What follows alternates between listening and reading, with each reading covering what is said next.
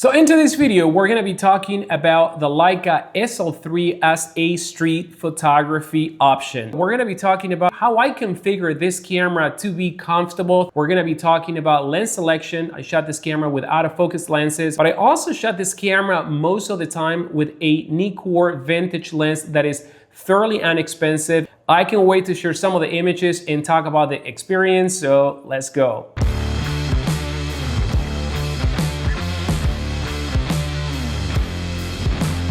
And this video is brought to you by the brand new Trailflex SL by Monochrom, which is an adjustable strap that goes from 32 inches all the way to 58 inches. The Trailflex SL features a flat webbing for attachment on cameras with square lug, such as the Leica SL and many other camera bodies. The Trailflex SL also features a double buckle system for added security. It also has a very comfortable neck pad, all that while being very minimalist and super light. To learn more about the Trailflex SL, please visit the link down below, and if you go right now on that link, you can take 10% off on your first order. Now, the main question that I want to address is why would I actually carry a heavier body having lighter bodies and liking to shoot most of the time with M bodies? Well, the answer is going to be very simple. In my last trips, I found myself doing a lot of portrait street photography. And for that, I would actually have to carry the VisoFlex on the Leica M11 Monochrom, which happens to be my daily driver. But in this trip, I decided to bring the best EVF that I have, and that best EVF happens to be in this camera. So let's talk about the lenses that I actually carry for this trip. So one of the lenses that I love to shoot with the Leica SL3 is going to be this Sigma DG-DN 35mm f2. Now you can see in this video how different these two lenses are, the Leica being a little bit larger and the Sigma being smaller, but at the same time being shorter. When I do street photography, I like to dial my aperture on the fly, and the Sigma DG-DN does feature that aperture ring, and it is very responsive. And it also has a manual and autofocus switch, so if I want to engage in autofocus, I don't have to dive into the menus, and if I want to go manual, simply go that way and call it a day. This lens, in my opinion, has way more functionality when it comes, at least to the streets, for that fast-paced shooting than the Leica version. Now, here's another lens that I brought with me, and it is this little tiny Summicron 35mm version 4. Now, this lens is really, really small. I'll show you guys on the camera in just a moment. But there's a reason why I like this lens so much. Number one, this lens is not an spherical lens. So it has a little bit of that nostalgic look, a little bit of glow, but at the same time, this lens is really, really sharp. And it is very light, So small carry, small lenses, and lenses that have a little bit of character for me are very important. Let's actually talk about the third lens. This lens is a Nikkor 5cm f1.4. There is something very unique about this lens that I personally couldn't find in any other lenses. Number one, this lens has an amazing character. Number two, this lens has a very fast aperture. It features an aperture f1.4. And number three, this lens has a close focusing distance of 1.5 inches. So there is no other Leica lens that I know of that is this small. Look at the size of this lens right here compared to the Sigma autofocus, for example, or even compared to the very tiny Summicron version 4.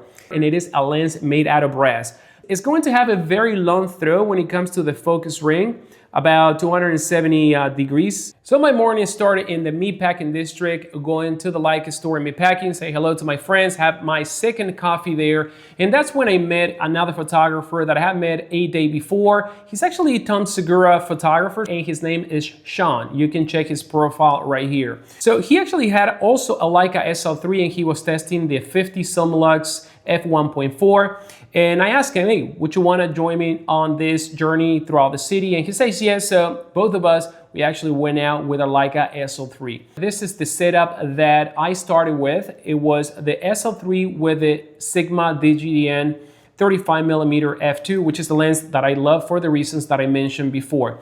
So I figure I'm gonna be shooting with an autofocus camera, might as well just have an autofocus lens, and we started walking towards the city. So I knew that having a comfortable carry was going to be key to endure 10 hours of street photography with something that's a little bit heavier than what I'm used to.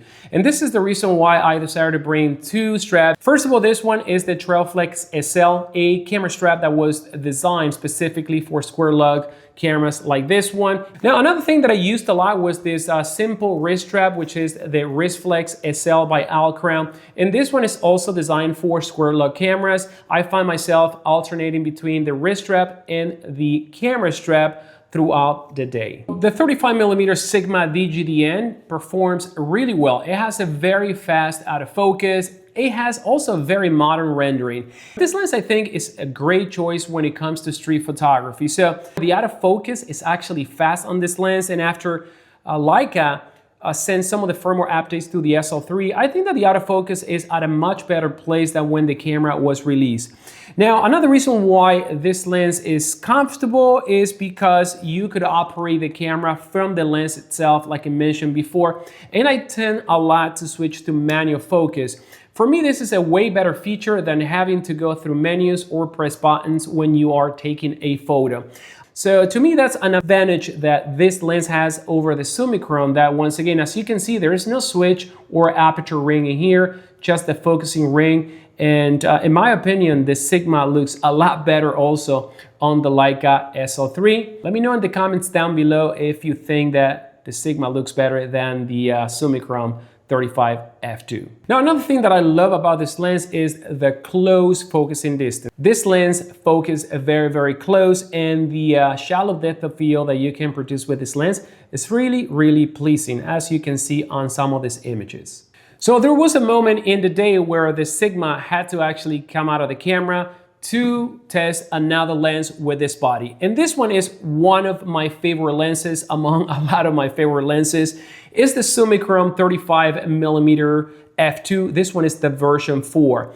Now, the version that I have right here is the Wetzlar version. There's another version made in Canada. For what I understand, both lenses are pretty much same optical formula, but I was lucky to get a good deal some time ago on this lens. So this one right here is a lens that is pre-spherical. So because it's a pre-spherical lens, you know, it's not as clinical. This lens is gonna have a little bit of glow as well. The bokeh that this lens rendered is really good, although the Sigma, you know, I can get a lot closer and get a shallower depth of field. This one is going to have a limitation of 0.7, which is the rangefinder limitation. So shooting with this lens is kind of like preferred for me for several reasons.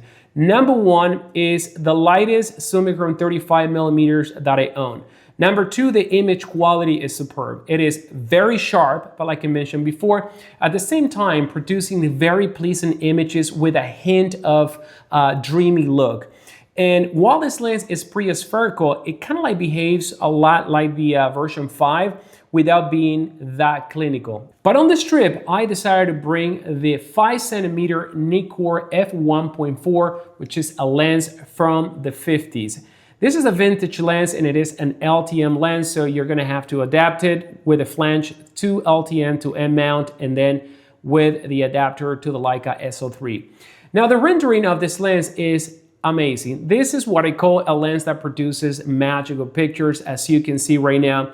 And it happens to be the one lens that I use throughout all the portraits that I capture in this day of street photography. At f1.4, this lens is gonna have low contrast, but I love that effect because it allows me to play in Lightroom and achieve the effect and the look that I always go for. Now, once you switch to f2, this lens is going to have pretty much a lot more contrast and it's gonna be less dreamy. And as you move up, you know, f2.8 and so on, this lens, you know, start becoming really, really sharp. But even at f1.4, this lens, as you can see right now, is very sharp. Now, this lens, because it has a close focusing distance of 1.5 inches, and once again, guys, let that sink in. This lens was designed in the 50s, probably before, released in the 50s, and not even Leica has a lens that is this compact, this small, this fast, with a close focusing distance. Now, the most surprising thing about this lens is that not a lot of people talk about this lens when it comes to Leica, but it is that the price of this lens, when I got it last year, I paid $450. Look at the way this lens renders. Look at that bokeh on the lens. All right, so let's talk about what's so beautiful about the SL3 and why this is a camera that is not only belong at the studio, but also on the streets. Well, the EBF that this camera has is beautiful. It's really sharp, really crystal clear. Another thing that I love is the diopter that we have built in here. It's in a place which is really easy to actually adjust, whereas some other cameras may have little dials that are more finicky. So this one you can adjust it on the fly as well if you need to. So that, I love it a lot. The EBF is pretty much where the meats and potatoes are in this camera. But it's also gonna be the sensor that we have right here, because we have the same sensor as the Leica M11P, for example, or M11 60 megapixel tri-resolution sensor. So you can shoot at 18 megapixels all the way at 60 and 36 in between. So one of the features that I love about this camera, that when you actually are in manual mode, the real dial becomes your magnification. And let me show you right now how that actually works and how effective it is. Because at times, you would want to have that reserved for the shutter speed. And when you actuate the wheel right here, you can actually magnify, as you can see right now, and refine the focus. Another thing is the grip, right? You have a proper grip on this camera. So when it comes to the handling, it's very comfortable. But there's another feature that I love about this camera, and it is going to be the tilt screen. And you're gonna see me framing very, very low in a lot of the shots that you've seen in this video. And that's pretty much how I capture those shots. I aim the camera low to the ground, and then I use the flip screen as reference.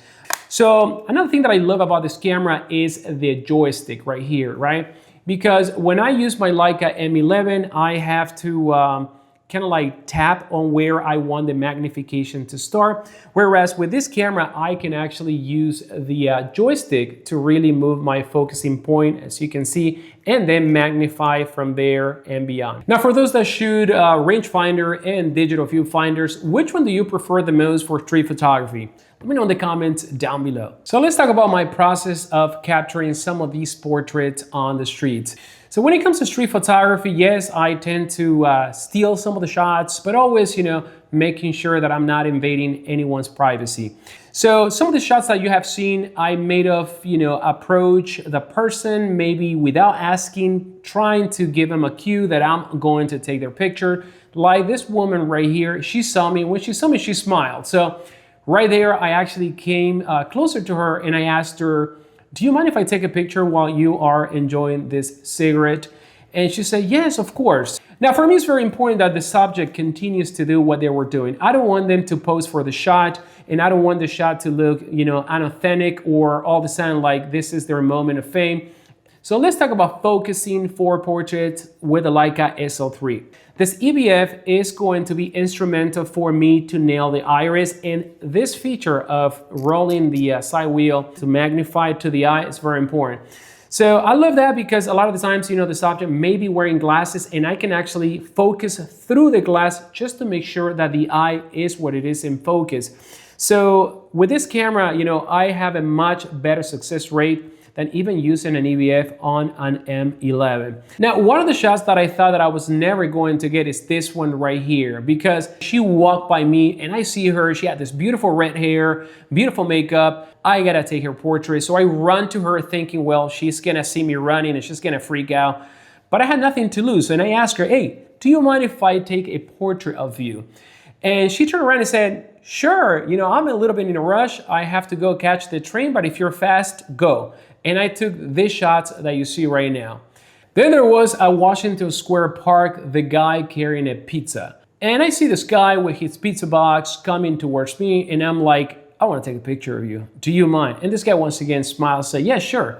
Take a picture of me. He put the pizza down on the floor and we capture these photos. Now, one of the things that always happens on the street of New York is it's impossible not to meet all friends, all photographer friends. We happen to be there on the weekends, and I met my friend Brian. So take a look at this shot that I took of him shooting me with his camera, with his film camera.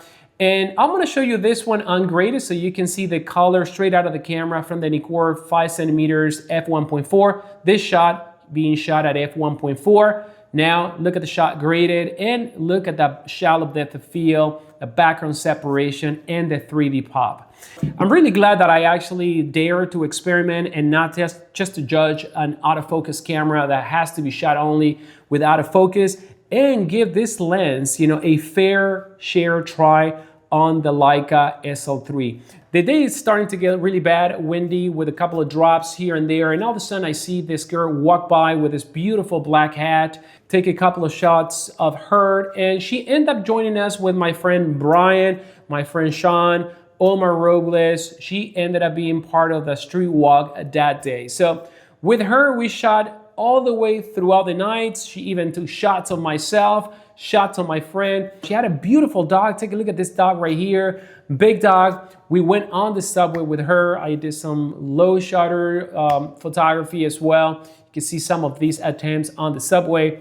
So it was a very amazing experience to actually start the day by myself pretty much, and ended up being about 6 of us. Okay, so now is the time to talk about the things that I did not enjoy very much about the Leica SL3. One is going to be battery life. I went through my first battery life fairly quick, but I realized that I had IBIS enabled, I had the screen enabled, the EBF, everything was full running on.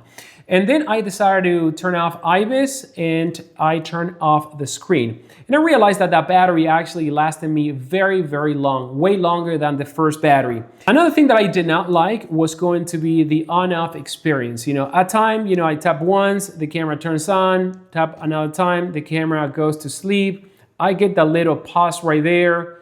As you see right now, it is doing something. And a lot of the times, accidentally I would turn the camera off completely like I did right now. And probably I would eliminate this dial. I know that it was in here on prior models, but having a dial all the way across the other side of the camera when all the controls are around here makes not a lot of sense to me. So final thoughts about using the Leica SL3 for street photography. And I have to say that I really enjoy the process. I really enjoy the autofocus when I was using the Sigma DGDN35, and even though this is not a native Leica lens, autofocus performed really good. I can notice a vast improvement from when the camera was released, and this one has the latest firmware. Now this camera for me shined when using manual lenses. I think that that is the way that I prefer to use this camera. If you want to use autofocus lenses, you have the capability. But I also have a lot of lenses that are manual, and adapting lenses here is a charm. Another thing is that this EVF is way better than putting a VisoFlex on my Leica M11. It is very sharp, very bright, and I also like the size and the tilt screen that I have in this camera. Battery performance, yes, not the best, but once again, very comfortable carry, specifically because I had a Trailflex SL and also the Wristflex SL, which made the carry very comfortable for me. I want to leave you with this one. Which is your favorite digital body, and which are your favorite vintage lenses for street and portraiture? Drop a comment down below, and until then, I'll see you in the next video.